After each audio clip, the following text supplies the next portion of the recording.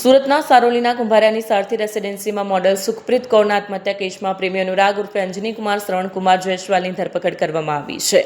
ઉલ્લેખનીય છે કે લિવ ઇન પાર્ટનર મહેન્દ્ર રાજપૂતના અમાનુષ્ય અત્યાચાર અને બ્લેકમેલિંગથી કંટાળી મોડલને આપઘાત કરવા મજબૂર બની હોવા 18 સપ્ટેમ્બર 2025ના રોજ સામે આવ્યું. સંબંધ તોડી નાખવા બદલ આરોપી મહેન્દ્રએ મોડલને ઘરમાં ગોંધી રાખી મારઝૂડ કરી, હાથ પર બ્લેડના ઘા માર્યા અને પગના ભાગે ડામ આપ્યા.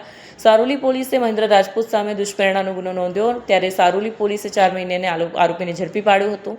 મૃતકના પિતા લખવિંદરસિંહ બલવંતસિંહ અંતિમ ક્રિયા માટે સુખપ્રીત કૌરની ડેડ બોડી અને ફ્લેટમાં રહેલો તેનો સામાન વતન મધ્યપ્રદેશ લઈ ગયા. જો અંતિમ ક્રિયા સહિતની વિધિ આટોપ્યા બાદ તેનો સામાન ચેક કર્યો. બેગમાંથી સુખપ્રીત કૌરે હિન્દીમાં લખેલી અરજી મળી આવી. પોલીસે અધિક્ષક ગુજરાતને સંબોધીને લખેલી અરજીમાં મહેન્દ્ર રાજપૂત સામે ગંભીર આરોપ મૂક્યા, જેમાં મહેન્દ્રએ મોડલને ઘરમાં ગોંધી રાખી મારઝૂડ કરવા ઉપરાંત હાથ પર બ્લેડના ઘા માર્યા અને પગના ભાગે ડામ પણ આપ્યા.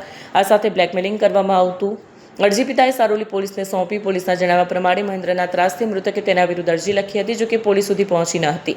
આમ લિવ ઇનમાં રહેતા મહેન્દ્ર રાજપૂતના માનસિક શારીરિક અત્યાચાર બ્લેકમેલિંગથી કંટાળી મોડલે આપઘાત કર્યો હોવાનો ખુલાસો થયો હતો.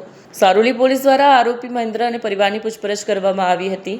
દરમિયાન સુખપ્રીત કૌરે મળતા પહેલા એક કોન્ફરન્સ કોલમાં વાત કરી હતી. તેની માહિતી સામે આવી, જેમાં મહેન્દ્ર રાજપૂત અને અનુરાગ જયસ્વાલ બંને કોન્ફરન્સ કોલમાં સુખપ્રીત સાથે વાત કરી રહ્યા હતા. અનુરાગે ખૂબ જ ખરાબ અને અપશબ્દો કહી શકાય તેવી ભાષામાં સુખપ્રીત સાથે વાત કરી હતી, જે હાલ મધ્યપ્રદેશની કોલેજમાં B.Pharm નો અભ્યાસ કરી રહ્યો છે. સમગ્ર વિગતો બહાર આવતા સારોલી પોલીસ મધ્યપ્રદેશ પહોંચી અને અનુરાગ જયસ્વાલની ધરપકડ કરી સુરત લઈ આવી છે. સુખપ્રીતના પરિવારજનો દ્વારા મહેન્દ્ર અને અનુરાગ બંને વિરુદ્ધ પહેલાથી જ આક્ષેપો કરાયા હતા.